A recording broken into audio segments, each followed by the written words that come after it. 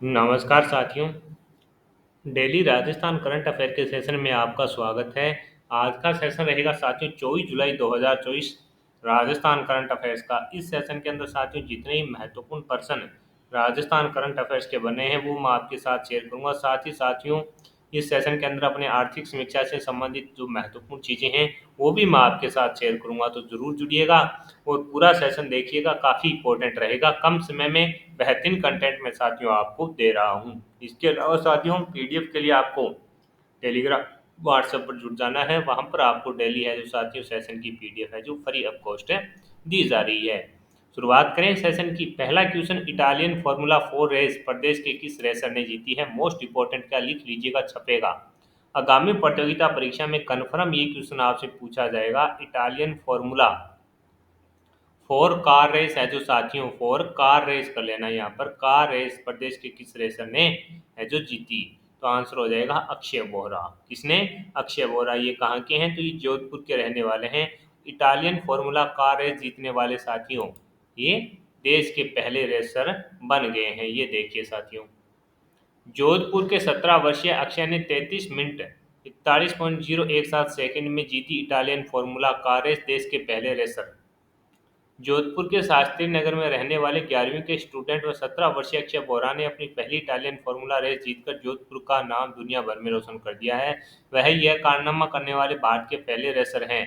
अक्षय जोधपुर के प्रोफेसर व फैक्ट्री के बिजनेस कंसल्टेंट स्वर्गीय एडी बोरा के पुत्र व स्वर्गीय कैलाश राज बोरा के पुत्र हैं। इसके अंदर है जो साथियों ये बताया गया है, पहले साथियों रेसर बने हैं पूरे भारत के अंदर जिन्होंने साथियों इटालियन फॉर्मूला 4 कार रेस अपने नाम में कर ली है। तो मोस्ट इम्पोर्टेंट है, यानी आगामी प्रतियोगिता परीक्षा में कन्फर्म मान के चलिएगा कि ये क्वेश्चन आपसे पूछा जाएगा।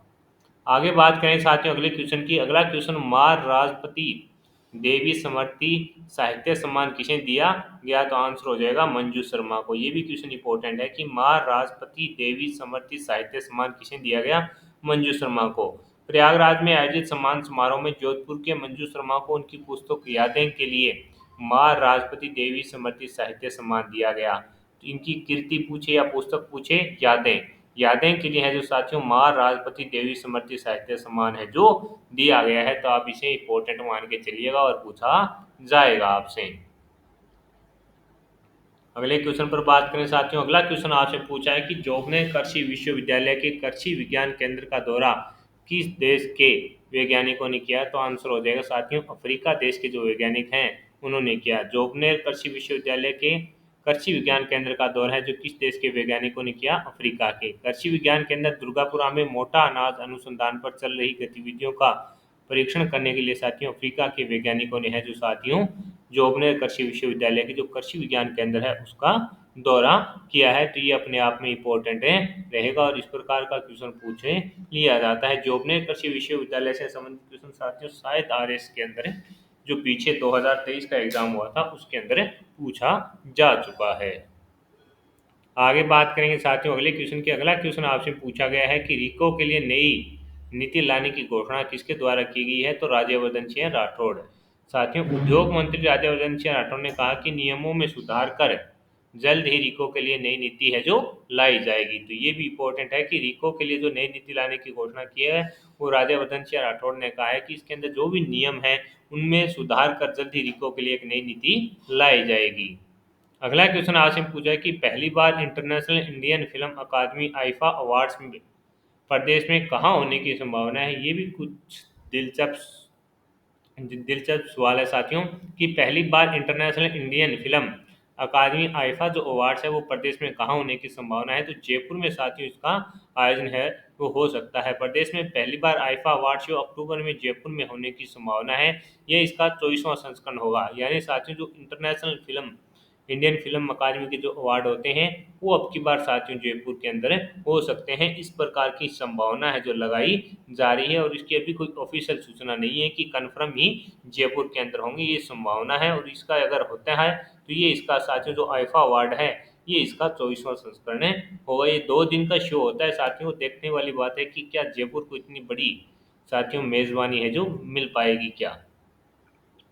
आगे बात करेंगे अगले क्वेश्चन की। राजस्थान की किस खान को जियो पर्यटन स्थल के रूप में विकसित किया जाएगा? जावर की खान उदयपुर को। राजस्थान की किस खान को जियो पर्यटन स्थल के रूप में विकसित किया जाएगा? तो आंसर हो जाएगा जावर की खान उदयपुर। जावर की खान उदयपुर को जियो पर्यटन स्थल के रूप में है जो विकसित किया जाएगा। ये सीसा दस्ता व चांदी के लिए साथियों प्रसिद्ध खान है। ये भी अपने को थोड़ा सा याद रखना है अगर कोई पूछ भी ले तो।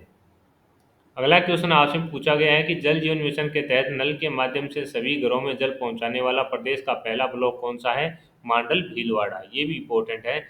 जल जीवन मिशन के तहत नल के माध्यम से सभी घरों में जल पहुंचाने वाला प्रदेश का पहला ब्लॉक कौन सा है? मांडल भीलवाड़ा है। जल जीवन मिशन है जो साथियों 2019 के अंदर है जो इसको लॉन्च किया गया था। तो ये क्वेश्चन थे साथियों आपके करंट अफेयर्स के। अब अपने साथियों जो डेली देखते हैं आर्थिक समीक्षा। आज का जो अपना टॉपिक रहेगा साथियों वो है औद्योगिक विकास। क्या रहेगा?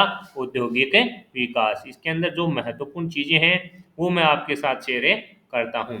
उद्योग क्षेत्र में वर्ष 2023-24 के लिए स्थिर यानी 2011-12 मूल्यों पर है जो 12.43% की वृद्धि देखी गई। तो पहली लाइन भी इंपॉर्टेंट है कि उद्योग क्षेत्र में वर्ष 2023-24 के लिए स्थिर यानी 2011-12 मूल्यों पर है जो 12.43% की वृद्धि देखी गई। उद्योग क्षेत्र के अंतर्गत क्या आते हैं? खनन, उत्खनन, विनिर्माण, विद्युत गैस, जलापूर्ति एवं अन्य उपयोगी सेवाएं तथा निर्माण क्षेत्र शामिल हैं। उद्योग क्षेत्र का स्थिर 2011-12 मूल्यों पर सकल राज्य मूल्य वर्धन GSVA वर्ष 2011-12 में 1.36 लाख करोड़ से बढ़कर 2023-24 में कितना हो गया है साथियों? 2.33 लाख करोड़ हो गया, जो कि इस अवधि में वार्षिक 4.57% की वृद्धि को दर्शाता है। यानी वार्षिक जो कितनी प्रतिशत की वृद्धि को दर्शाता है? 4.57 की वृद्धि को दर्शाता है। जबकि प्रचलित मूल्यों पर GSVA वर्ष 2011-12 में 1.36 लाख करोड़ से बढ़कर 2023-24 में 4.03 लाख करोड़ हो गए हैं, जो कि इस अवधि में वार्षिक 9.45% वृद्धि को दर्शाता है। प्रचलित मूल्य स्थिर मूल्य पर है जो साथियों इस वृद्धि को अपने इस प्रकार है जो साथियों इसके अंदर बताया गया है। यानी साल दर साल है जो कितनी प्रतिशत इसके अंदर है जो वृद्धि हो रही है, ये चीजें बताई गई है। इसके अलावा साथियों जो इम्पोर्टेंट चीजें हैं उस पर अपने अब बात करें कि राजस्थान के सकल राज्य मूल्यवर्धन में उद्योग क्षेत्र की हिस्सेदारी है उसके उप क्षेत्रों की जो संरचना है वो इस अपने चार्ट के माध्यम से देख रहे हैं। इसके अंदर देखिए साथियों जो बताया गया है कि उद्योग क्षेत्र का योगदान है जो प्रचलित मूल्यों पर 28.21% रहा है।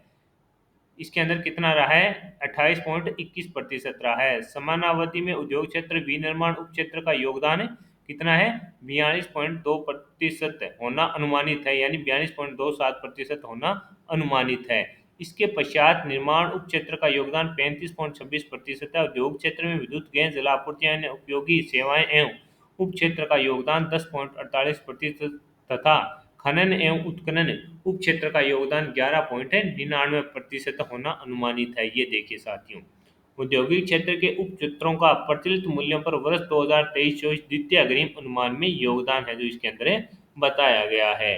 खनन एवं उत्खनन का इसके अंदर बता रखा है साथियों। विनिर्माण का है जो इसके अंदर 42.27% बता रखा है।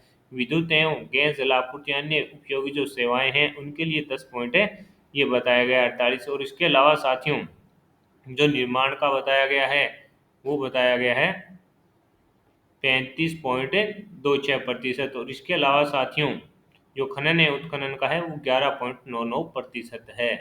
तो आज के सेशन के अंदर साथियों जो अपनी ये देखी है चीज़ें कौन सी, औद्योगिक क्षेत्र का कितनी प्रतिशत वृद्धि हुई, ये सब सारी चीज़ें यहाँ से दी गई है। तो यहाँ से अपने को थोड़ा दिमाग में रखना है। ये आपको पूछा जा सकता है कि उद्योग क्षेत्र में वर्ष 2023-24 के लिए स्थिर मूल्यों पर जो कितने प्रतिशत की वृद्धि देखी गई, तो 12.43% की उद्योग क्षेत्र के अंतर्गत ये चीज़ें आती हैं। इसके अलावा कितना रहा 11-12 में कितना था और 22-23 में कितना हो गया, ये सब चीज़ें इंपॉर्टेंट रहेगी। और वार्षिक प्रतिशत जो वृद्धि है वो भी इसके अंदर है जो बताई गई है। तो ये सब चीज़ें अपने लिए इंपॉर्टेंट है। इसके अलावा साथियों जो अनुमान है खनन उत्खनन विनिर्माण विद्युत गैस जलापूर्ति अन्य उपयोगी सेवाएं और निर्माण का कितना इसके अंदर है रह सकता है, ये चीज़ें भी साथियों इसके अंदर है मैंने आपके साथ शेयर कर दी है। तो साथियों इस सेशन के अंदर जितनी महत्वपूर्ण चीज़ें होती हैं वो मैं आपके साथ शेयर करता हूँ। सेशन आपको पसंद आया है तो इसे लाइक व शेयर जरूर कीजिएगा।